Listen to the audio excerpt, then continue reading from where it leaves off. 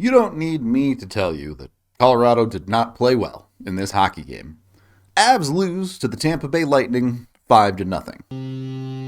Colorado has won the Stanley Cup.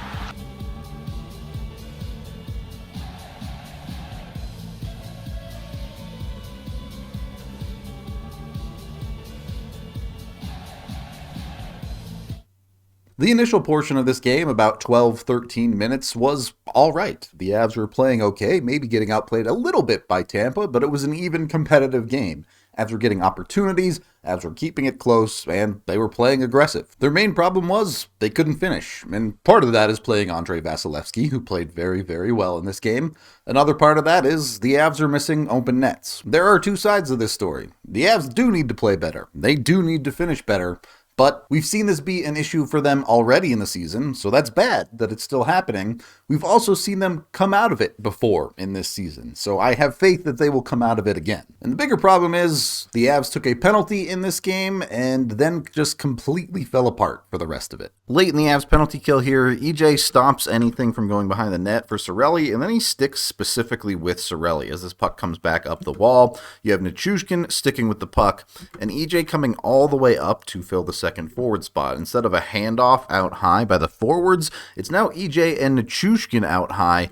This ends up forcing Toews to slide over to respect this side of the ice and forces Compher back to the defensive side on the back end. And Compher just doesn't rotate very well as a defenseman.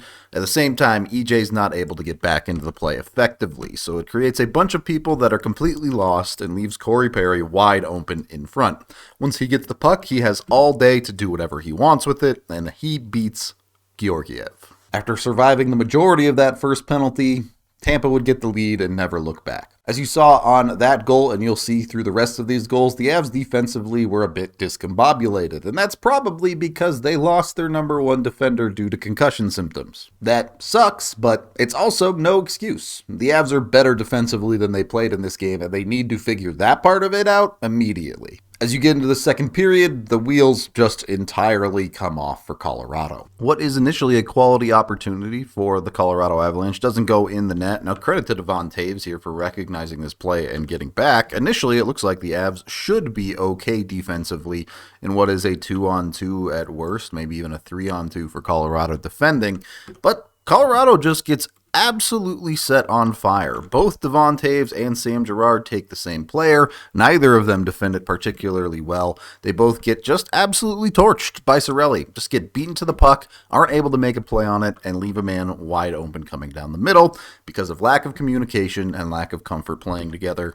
And when that happens to both your defensemen, yeah, the puck's going in your net. With Cale Makar out, that Girard-Toews pairing was your top pairing. It just can't get beat like that. And I know it's popular to dunk on Girard, and Girard was not good in this hockey game, but Toews was worse. Toews played horribly throughout the game, and honestly, the Avs' entire defense played terribly. Singling out Girard here just doesn't make any sense. The entire defense needs to be significantly better. Even Bo, who arguably played the best when on the ice, would take a second penalty in the second period, and that would essentially end the game. Another penalty kill, another rough one for Erik Johnson. Initially, a quality play. He forces a turnover and gets control of the puck, and then simply loses control of that puck right back to Tampa as he falls over in the corner. This creates an extremely awkward situation for the Avs defensively as they started leaving the zone because they had the puck. That's kind of how hockey works. After initial attempts are stopped by Georgiev, this puck just doesn't go the Avs' way. The tough bounce comes through,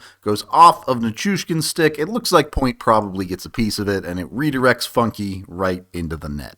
So now the Avs are playing poorly and not getting the bounces. That's when you know it's pretty much time to pack it up. Bednar would challenge that goal. Don't blame him at all. The Avs clearly needed to get something going. It was extremely unlikely they would come back from a 3-goal deficit anyway. Challenge doesn't go their way, but I at least like the concept from Bednar. And even if you're an eternal optimist, Tampa Bay snuffs any hope out with another goal at the end of the second. McKinnon's going to drop this puck to Mikko here, and Mikko's going to carry it out of his own zone, and this is probably a trip. Just kind of the way the game was going for Colorado. Mikko gets knocked over at best, if we're being generous, and loses the puck to the middle of the ice, which Tampa is able to win, ultimately creating a 2-on-1 that beats Georgiev. Was the reffing good?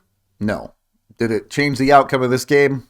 Also, no. The Avs just need to play better than this. It's as simple as that. There's no super hard math about how if they did this, that, or the other thing. Nope, they were the worst team in every facet of this game, and they need to play better. They can play better. I'm sure they will play better. There was another goal added by Tampa Bay in the third period. I'm not even going to bother showing it because it's just not all that relevant.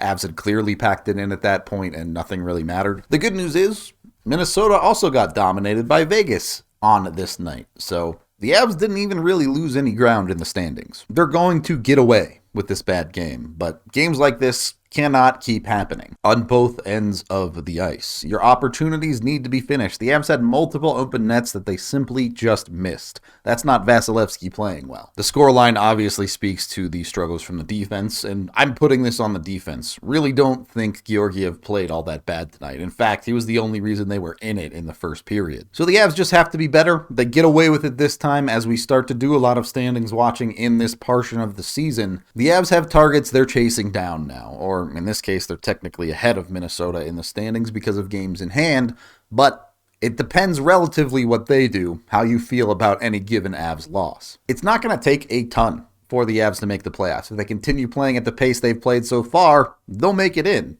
but they have to go out and do it. That's the end of this game video review. Thank you for watching. Head on over to thednvr.com for all of our coverage. I am Rudo, and those games just aren't very fun.